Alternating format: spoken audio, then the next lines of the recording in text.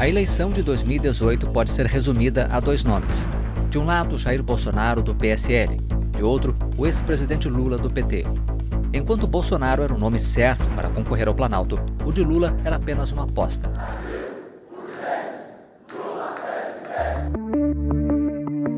O ano começou com derrotas para o ex-presidente na Justiça.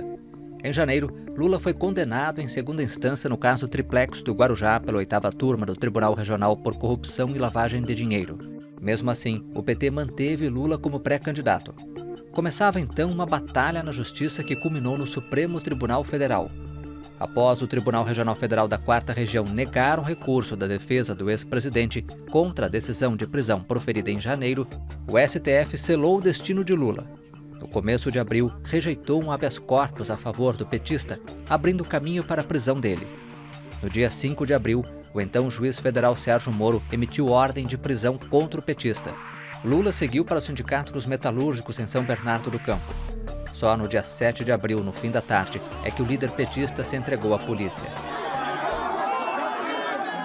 De avião, foi levado para a sede da Polícia Federal em Curitiba, onde começou a cumprir pena. Lula tentou até o fim do prazo se candidatar, mas em setembro, com base na lei da ficha limpa, que veta candidatos condenados por corrupção em segunda instância, acabou barrado pelo Tribunal Superior Eleitoral. Foi uma eleição marcada pela violência. Tiros na caravana de Lula, no Paraná, e o ataque ao então candidato Jair Bolsonaro foram alguns dos momentos mais tensos. O capitão reformado do Exército levou uma facada no abdômen na cidade mineira de Juiz de Fora. Teve de ser submetido a 2 cirurgias e não pôde mais fazer campanha. O autor da facada, Adélio Bispo de Oliveira, foi preso e indiciado pelo crime de atentado pessoal por inconformismo político.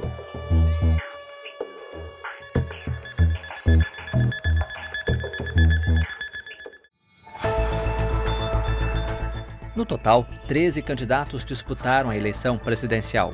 Houve mobilizações em massa contra Bolsonaro e também a favor do capitão reformado. Bolsonaro venceu no primeiro turno. No segundo, disputado com Fernando Haddad do PT, se elegeu presidente com 55% dos votos válidos. O petista teve 44%. Entre os nomes do primeiro escalão do novo governo, um deles surpreendeu. Sérgio Moro, que era juiz da 13ª Vara Criminal Federal de Curitiba, aceitou o convite de Bolsonaro e vai comandar o Superministério da Justiça e Segurança Pública. A falta de segurança, tema que provocou debates acirrados na eleição, assustou os brasileiros.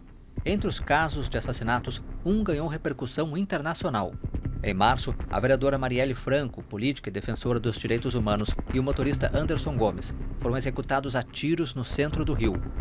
Suspeitos foram detidos, mas o crime ainda não foi elucidado.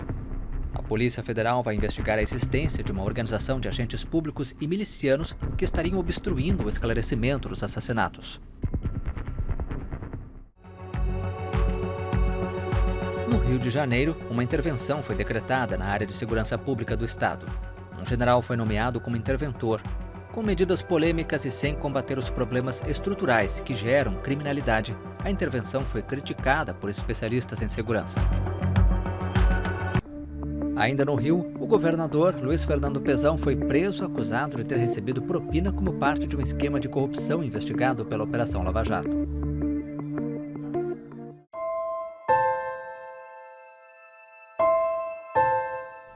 Parte da história do Brasil entrou em combustão. Um incêndio destruiu o Museu Nacional no Rio de Janeiro, um dos principais edifícios culturais do país, com acervo de mais de 20 milhões de peças.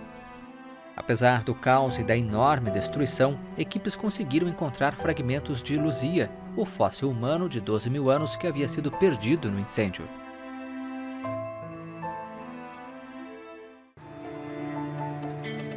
Em São Paulo, em maio, um incêndio em um edifício de 24 andares localizado no centro consumiu rapidamente a estrutura do prédio. Um vídeo gravado com celular mostrou o momento que o prédio veio abaixo.